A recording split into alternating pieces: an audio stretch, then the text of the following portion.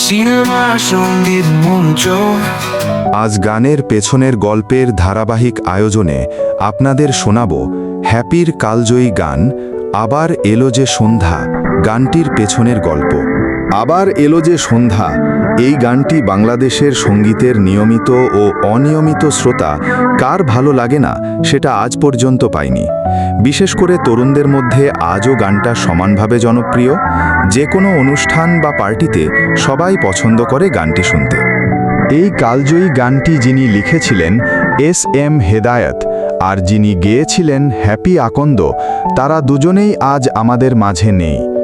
গানটির সুরকার ও সঙ্গীত পরিচালক লাকি আকন্দও আজ নেই। সঙ্গীত, সিনেমা, মঞ্চের বন্ধুদের পক্ষ থেকে আমরা তাদেরকে আজ স্মরণ করছি। আবার এলো যে সন্ধ্যা গানটির গীতিকার এস.এম. হেদায়েত ও লাকি আকন্দ ১৯৭৫ সালের দিকে নওগাঁর জমিদার মামুনলাল চৌধুরীর বাড়িতে যান মামুনলালের নিমন্ত্রণে। সেখানে যাওয়ার পর সারাদিন ঘরবন্দি থাকার পর জমিদার মামুনলালকে বলে রিকশায় ঘুরতে বের হন। রিকশা দিয়ে যাওয়ার সময় পথের দুধারে ধানক্ষেত দেখতে পেলেন। যে ধানক্ষেতের মাঝখান দিয়ে রাস্তা, আর সেই রাস্তায় দুজনে রিকশা করে যাচ্ছেন। এই অপরূপ দৃশ্য দেখে লাকি বন্ধু হেদায়েতকে একটি গান লিখতে অনুরোধ করে। হেদায়েত প্রথমে চুপ থেকে কিছুক্ষণ পর লাকিকে আবার এলো যে সন্ধ্যা শুধু দুজনে লাইন দুটো শোনায়। লাইন দুটো শুনে লাকি শুরুতে তেমন পাত্তা দিল না। এর কিছুক্ষণ পর চলো না ঘুরে আসি অজানাতে যেখানে নদী এসে মিশে গেছে লাইন দুটো শোনালে লাকির মনে ধরে যায়।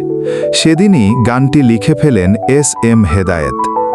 নওগাঁ থেকে ঢাকায় ফিরে গানটির সুর করার কাজে বসে যান হেদায়েত ও লাকি।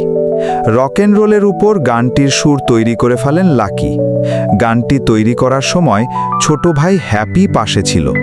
সে গানটি তুলে নেয় নিজের কণ্ঠে। লাকি ও হেদায়েতেরও পছন্দ হয়ে যায়। ঠিক করেন গানটি হ্যাপিকে দিয়েই গাওয়াবেন। তারপর কিছুদিন পর হঠাৎ করে হ্যাপি বাংলাদেশ টেলিভিশনের নওয়াজিশ আলী খানের একটি অনুষ্ঠানের জন্য 3টি গান দরকার পড়লে লাকিকে না জানিয়েই পুরনো 2টি গান কে বাঁশি বাজায় রে ও এই পৃথিবীতে আসে যারা এর সাথে আবার এলো যে সন্ধ্যা গানটি রেকর্ড করিয়ে নেন। রেকর্ড করার সময় রিদম প্যাটার্ন বদলে ফেলেন হ্যাপি। রেকর্ড করানোর পর লাকিকে বলেন, ভাইয়া টেলিভিশনের অনুষ্ঠানের জন্য 3টি গান দরকার হওয়ায় তোমার নতুন সুরের গানটাও দিয়ে দিয়েছিলাম। এরপর রেকর্ড করা গানটি শোনেন লাকি। শুনেই মুগ্ধ হয়ে যান। না জানিয়ে রেকর্ড করা ও রিদম প্যাটার্ন বদলানোর রাগ, অভিমান সব মুছে ফেলেন খুশিতে। পরবর্তীতে সৈয়দ সালাহুদ্দিন জাকিরের ঘুড্ডি ছবিতে গানটি ব্যবহার করা হয়। এর পরের ইতিহাস সবারই জানা। বাংলা ব্যান্ড ও পপ সঙ্গীতের সর্বকালের সেরা জনপ্রিয় গানগুলোর তালিকায় স্থান পায় আবার এলো যে সন্ধ্যা গানটি। আপনারা এই গানটা নিশ্চয়ই শুনেছেন আগে। কেমন লাগে এই গানটা কমেন্ট করে জানাতে ভুলবেন না। পরবর্তী গল্পের জন্য সাবস্ক্রাইব করে আমাদের পাশে থাকবেন।